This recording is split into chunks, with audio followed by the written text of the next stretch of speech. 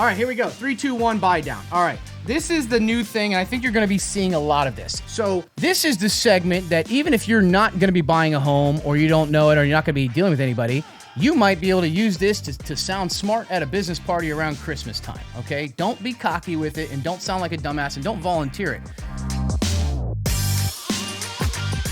A 3, 2, 1 buy down mortgage. This is the idea that you negotiate a deal with a lender where they give you 3% less than what the rate is. Let's say the rate is 8% right now, right? The first year, you will pay 5%. The second year, you will pay 6%. The third year, you will pay 1%. I'm sorry, you will pay 7%. And then the remaining 27 years, you will pay at 8%. What is the point of this? The point of this is to give an entry-level opportunity for people to buy their first home. Now, this only works on your initial property or your second home. This does not allowed, it's not supposed to be allowed for investment properties. So if it is your first home or your second home, you can possibly utilize this. So instead of mortgaging at 30 years at 8%, you can do 30 years at 8%, but 3, 2, 1. Does it sound too good to be true? Yes. Is it? Not necessarily. But here are the pros and cons and the catches to it. What are the pros to it? Well, think about it. That first year, you can then utilize that additional interest payment that you're not paying to invest, to go into the property, or be stupid with it. Second year, it goes up, but you're still significantly under. 2% lower. If you guys have ever looked at an amortization calculator, there's massive difference in the amount of interest you pay. So it gives you the opportunity to get in with a lower payment the first year, second, and third, significantly the beginning. Okay, what's another pro to it? Well, another pro to it is it becomes more affordable, right? Now, the qualifications could be difficult depending on who you are, but this is one of those ones where people are like, you know what?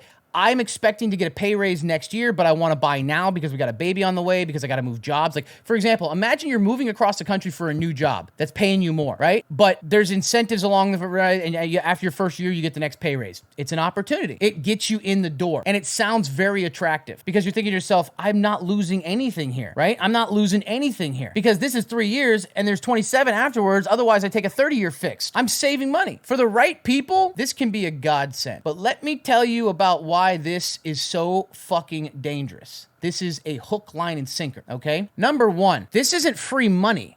Someone is paying for that. Now, if you can, in this market, you can't. But think about this for down the line. If this is a buyer's market, then you can actually get the lending company, the home builder if it's new, or the seller to pay this fee up front. This money's going to get paid. This missing interest is going to get paid. Nobody's offering you, okay? These banks are going to sell it like it sounds that way. These lenders are going to sell it like it sounds that way. No one is letting you just walk away with that kind of money. No one's just going to be like, fuck it. We're just going to lose, $100,000 in interest, $50,000, $40,000, whatever the fuck it is. No, someone is paying that up front, either you or the other party. In a buyer's market, you can actually negotiate with the lender, with the seller, or the home builder to cover that cost if they're motivated to sell, okay? In this market, they're not doing it. So when you go apply for that 321, you're probably going to pay that up front. Whether that's added into your down payment, whether that's part of a PMI, whether that's another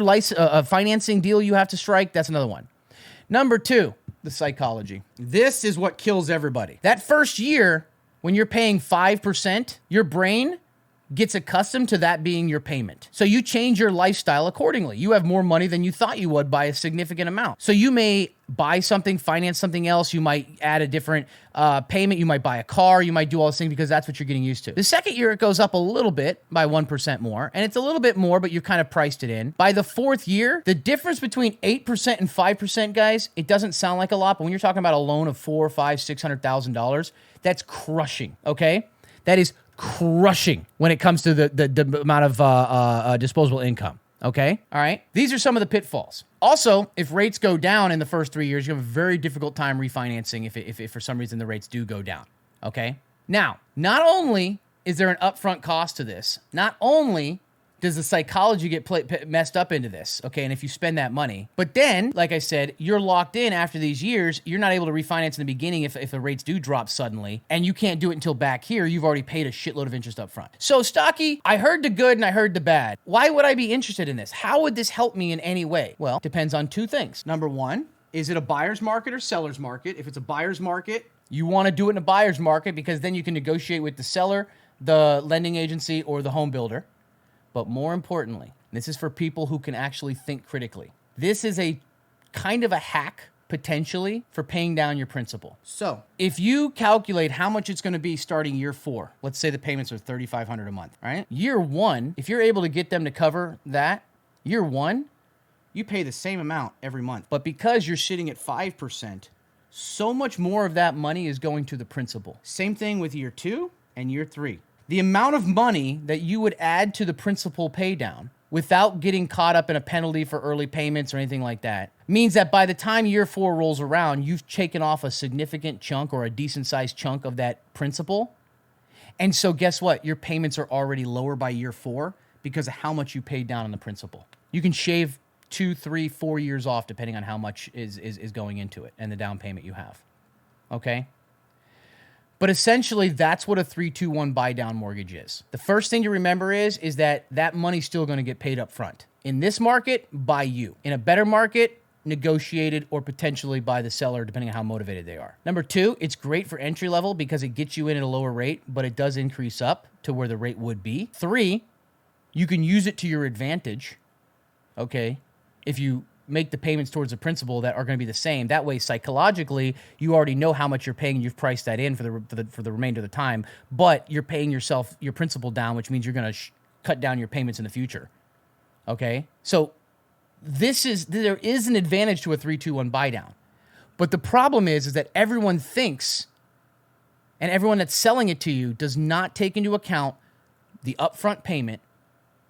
This isn't free money, guys. There's no such thing. No lending agency is going to lend out all that money and just give up 3% of interest on that $500,000 loan, 2% and 1%. They're not going to give that up. No one's giving that up. Why would they do that?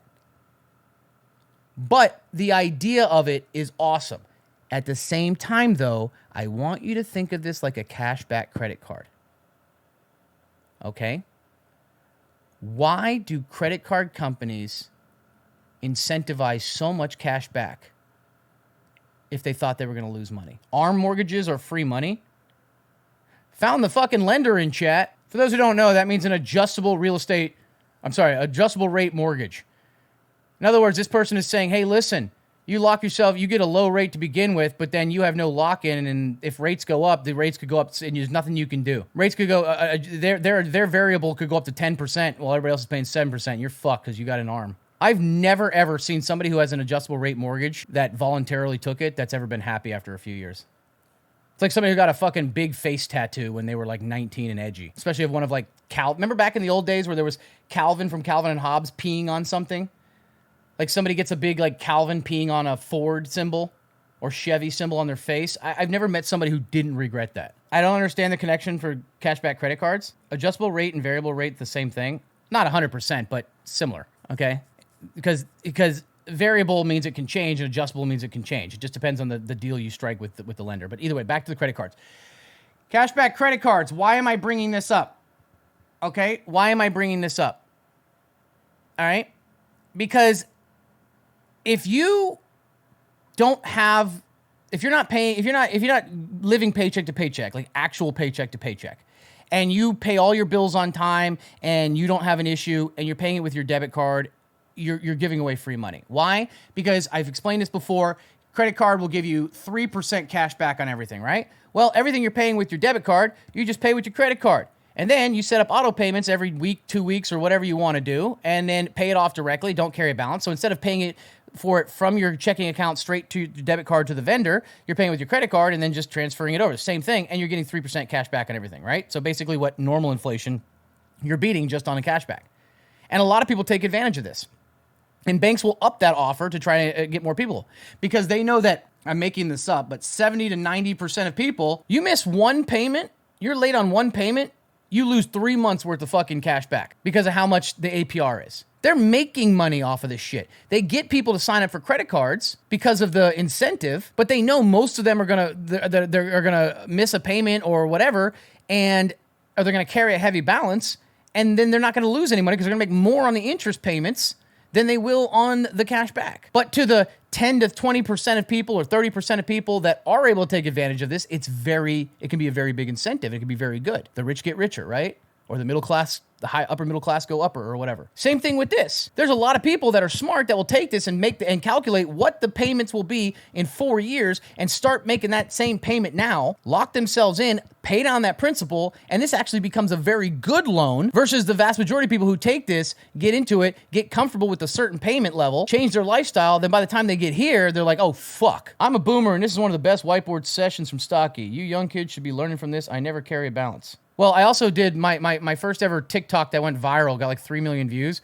It was me explaining the difference between statement balance, current balance, and payment due date. And how when people learned that you only have to pay off the statement balance before the due date to not get hit with interest, it like changed people's lives. I'm like, yeah, that's how much you need to pay to avoid it, but also all you have to pay to carry the balance to the next one without getting hit with an interest charge. Hilarious how little effort people put into money while complaining about it endlessly. I mean, I could sit here and stand on a high horse and say, yeah, but it's amazing that if I actually wanted to, had the motivation, had the brain power and the will to sit and learn about the most basics in fucking streaming and tech, I could probably have my fucking chat running right now on here, but I don't. So guilty as charged. We're all guilty of it. It's just that money and finance is also very intimidating. And think about it. What's the one thing from age 0 to 18 most people don't have to deal with or learn about or handle? What is the one thing that their parents take care of? Money, finances. Even when you're 16, sure, you start learning about money, but you don't have to pay rent. Maybe you have a car payment and car insurance and going out with your friends on the weekend, but that's well under your budget usually, so you don't really learn about it. So if you don't learn about it in the house and you don't have the passion or the give a shit to learn about it when you get into school, of course, the first thing you do when you graduate college with a $250,000 loan that you pay down, you don't have to worry about that now. You'll pay it down later. I got my first job. I'm going to reward myself with this new Beamer. Is it ever appropriate to negotiate the price down with a hooker? What? Yeah, it's fine. She's not there. It's a business transaction. What are you talking about? First off, what the fuck kind of question is that? And second, yeah, that's fine. It's fine. There's nothing wrong with it. This idea that, oh, she's going to think I'm cheap. She doesn't give a fuck. She just wants to get paid. If it's worth it, she'll do it. This idea that, oh, I don't want to seem cheap. She don't care if you're cheap or not. If she's getting paid and she agrees to it, it's fine. At what age did you buy your first house? 2 years ago. How much different is a 3-2-1 buy down compared to an ARM? Night and day. Because you're already locked in. It's not adjustable. It's legitimately a set rate. Minus 3% off the rate the first year, minus 2% off the rate the second year, minus 1% the rate off the third year, and then at rate the remaining 27 years. It's locked in. You already know what you're getting. There's no adjusting to it. Damn, you're pushing 40?